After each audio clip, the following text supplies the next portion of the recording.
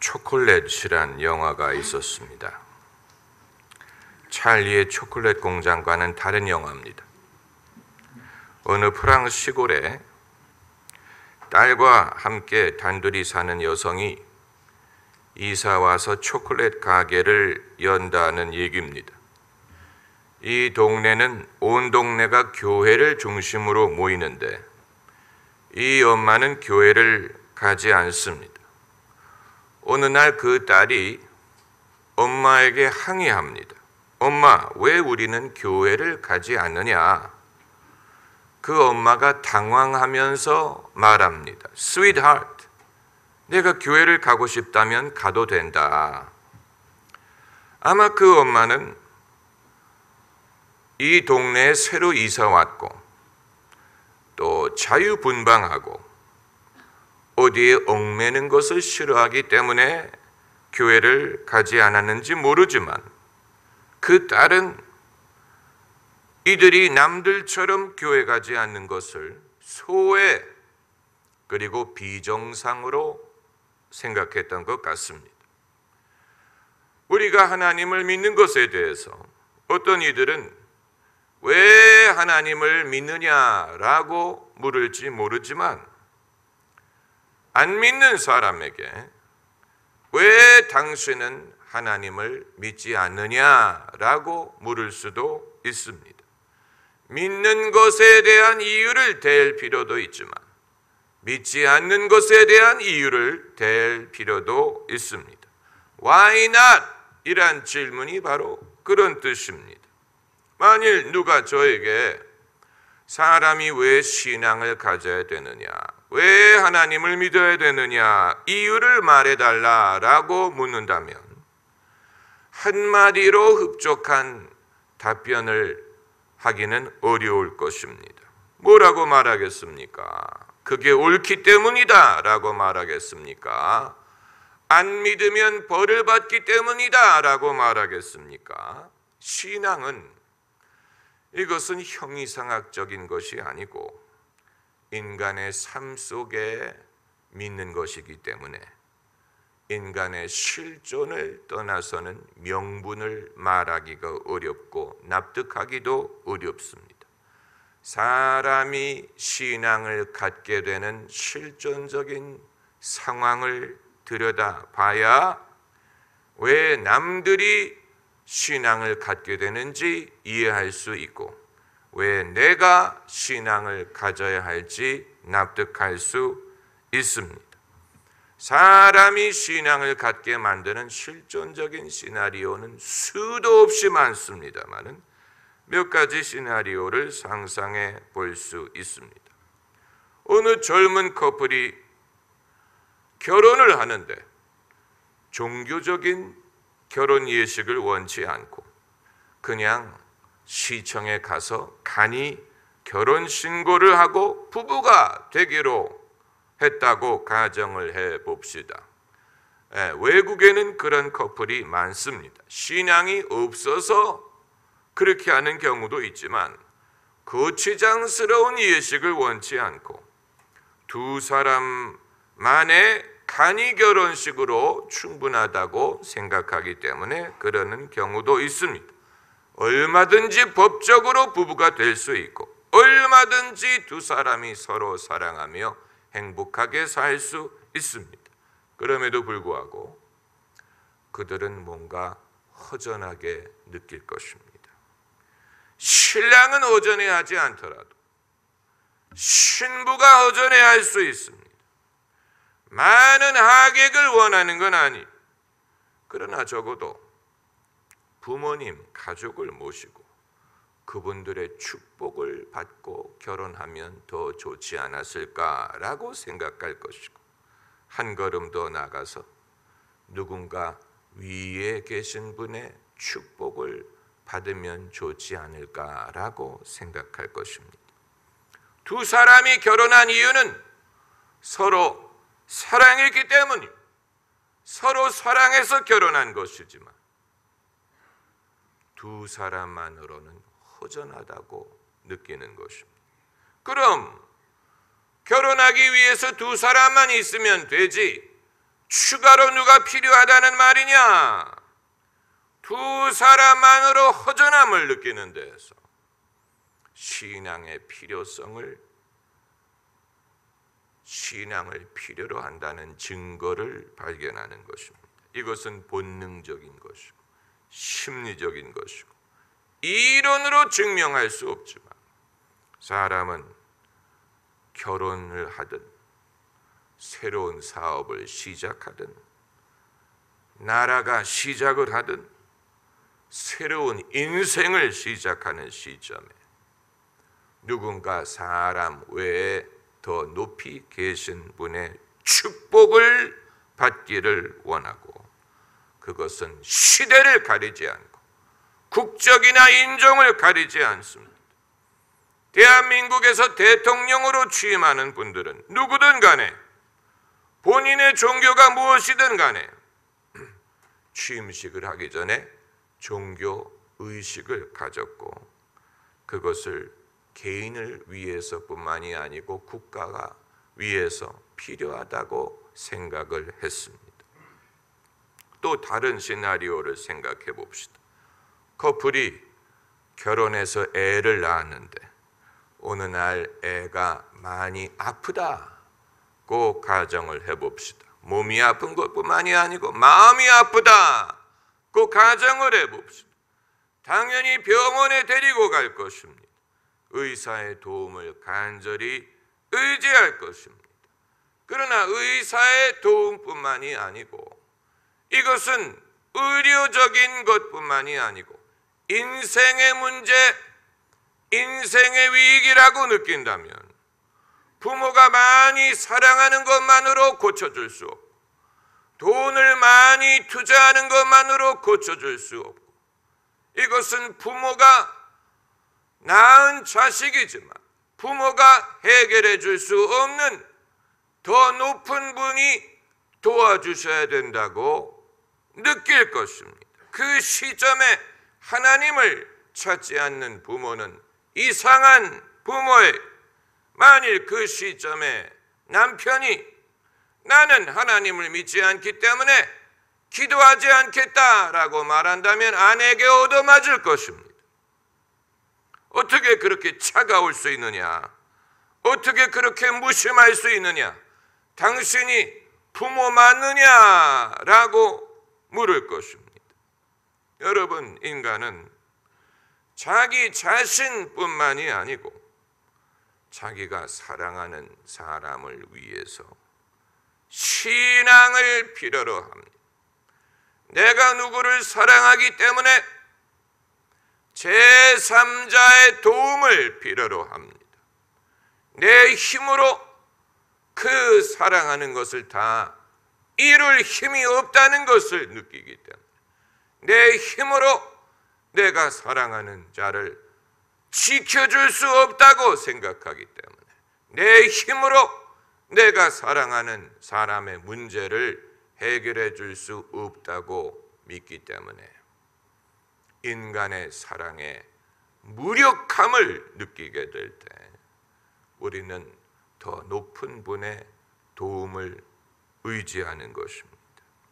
만약에 주변에 아무도 없고 혼자 살고 아무도 사랑하지 않는 사람이라면 그 사람은 신앙을 필요로 하지 않을 수도 있습니다. 그러나 어느 누구도 그렇게 살고 싶지 않습니다.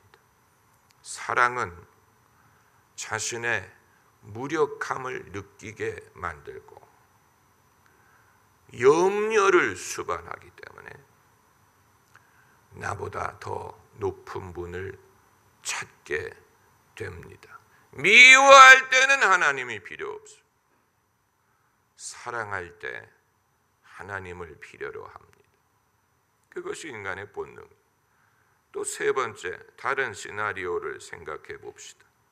부모님이 연로하셔서 세상을 떠나게 되셨다라고 가정을 합시다. 임종하는 순간에 뭐라고 말할 수 있습니까?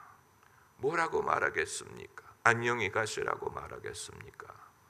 좋은 부모가 돼줘서 고맙다고 말하겠습니까? 바이바이라고 말하겠습니까?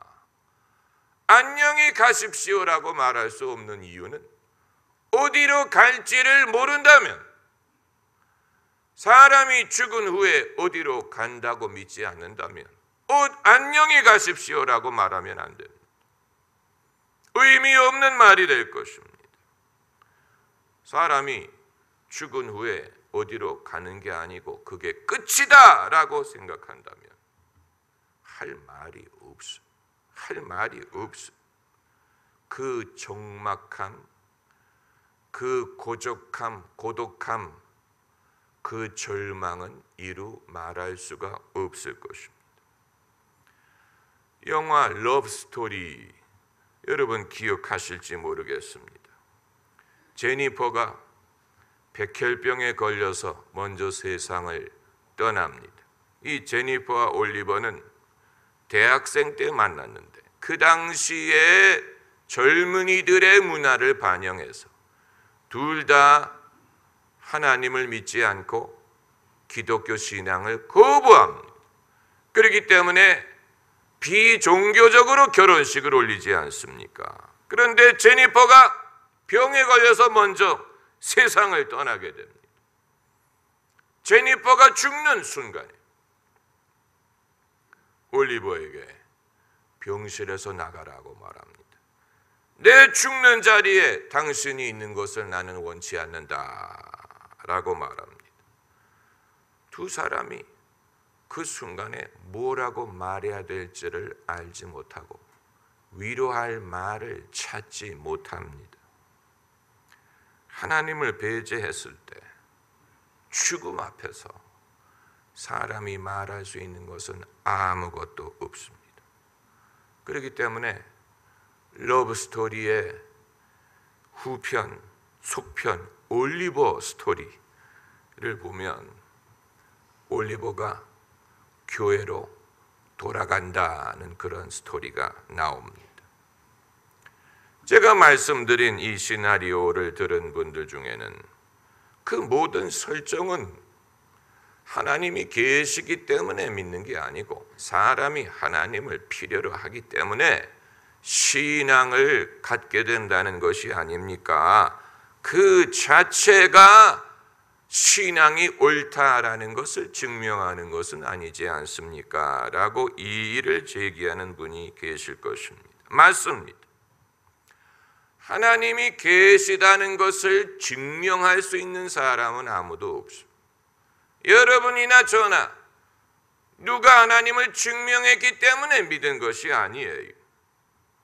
다만 평소에는 하나님을 생각할 필요가 없이 살다가 하나님을 찾을 수밖에 없는 상황을 만나게 됐을 때 그것이 계기가 되어서 하나님이 계시다는 것을 우리가 스스로 깨닫게 되고 그래서 믿는 사람이 된 것입니다. 그 시점에서 믿음이 우리에게 다가온 것이고 믿음이 당연한 것으로 받아들이게 되고 믿어진 것이고 그것이 계기가 돼서 기독교인이 된 것입니다. 신앙은 공백 상태에서 성립되는 게 아니고 구체적인 실존적인 상황에서 성립이 됩니다. 어떤 일을 통해서 믿게 된다는 얘기, 그냥 생각에 생각을 거듭하다가 믿는 게 아니고 어떤 일, 인생의 상황을 통해서 믿음을 갖게 된다는 얘기입니다. 믿을 것이냐 말 것이냐를 그때 정하는 것입니다. 한나가 자식이 없음을 인하여 통곡하고 기도했기 때문에 사무엘, 그 말은 히브리어로 하나님이 들으신다, 하나님이 들으시는 것을 경험할 수가 있었던 것입니다. 모세가 이스라엘 백성이 애굽의 종됨을 근심하는 마음이 있었기 때문에 하나님이 모세를 이스라엘을 건지는 선지자로 부르실 수가 있었던 것이고 다윗이 겉으로는 임금이요 위대한 용사였지만 그 인생에 많은 시련을 겪었기 때문에 아름다운 시편을 쓸 수가 있었던 것입니다. 인간의 상황을 통해서 하나님을 믿고 경험하고 따르게 되는 것입니다. 다만 똑같은 상황을 만나더라도 모든 사람이 하나님적으로 간다는 보장은 없습니다. 똑같은 시련을 당해도 누구는 그것이 계기가 돼서 하나님을 의지하고 누구는 하나님을 부인하고 떠나갈 수도 있습니다. 한나가 자식이 없으므로 통곡했을지라도 하나님께 기도하지 않았을 수도 있습니다. 모세가 이스라엘 백성의 고역으로 인해서 고민했을지라도 하나님의 종이 되지 않고 인간적인 방법으로 해방을 이루려고 했을 수도 있습니다. 다윗의 고난이 다윗이 더 겸손해지고 주님을 의지하게 하지 않고 반대로 반대 방향으로 떨어져 나가게 했을 수도 있습니다. 그러므로 왜 똑같은 시련을 만나는데 누구는 하나님을 찾고 누구는 실족하느냐? 그 이유는 우리가 알 수 없지만 그 사람의 인품에 이유가 있을 수가 있습니다. 거기에서 그 사람의 겸손함을 볼 수 있습니다. 겸손한 사람은 그런 상황에서 하나님을 찾게 되고 교만한 사람은 하나님을 원망할 수 있습니다. 또 온유한 사람은 그런 상황에서 이것이 나의 몫인가 보다라고 받아들이고 하나님의 섭리를 알고자 하지만 온유하지 않다면 왜 내게만 이런 일이 있느냐라고 실족할 것입니다. 그리고 운명에 의해서 결정되는지도 모릅니다. 소위 팔자라는 것이죠. 그게 무서운 것입니다. 운명, 똑같은 시련의 경험을 겪는 사람 중에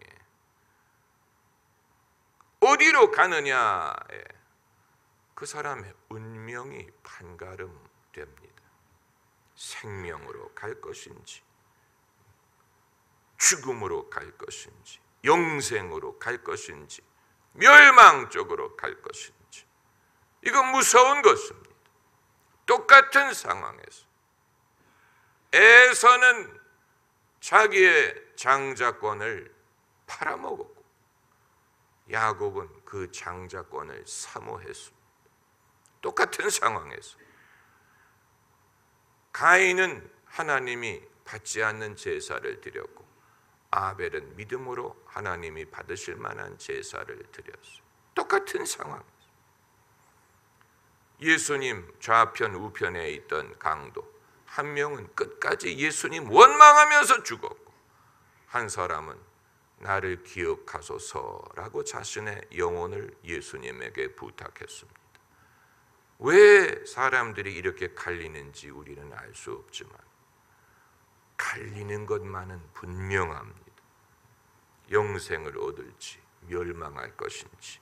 그러므로 인생은 가장 위험한 것은 바로 사망의 골짜기를 다닐 때, 사망의 골짜기를 다닐 때 위험한 것은 죽느냐가 아니고 그 위험이 그 사람의 영혼을 어떤 운명으로 몰아가느냐, 그것이 위험한 것이죠.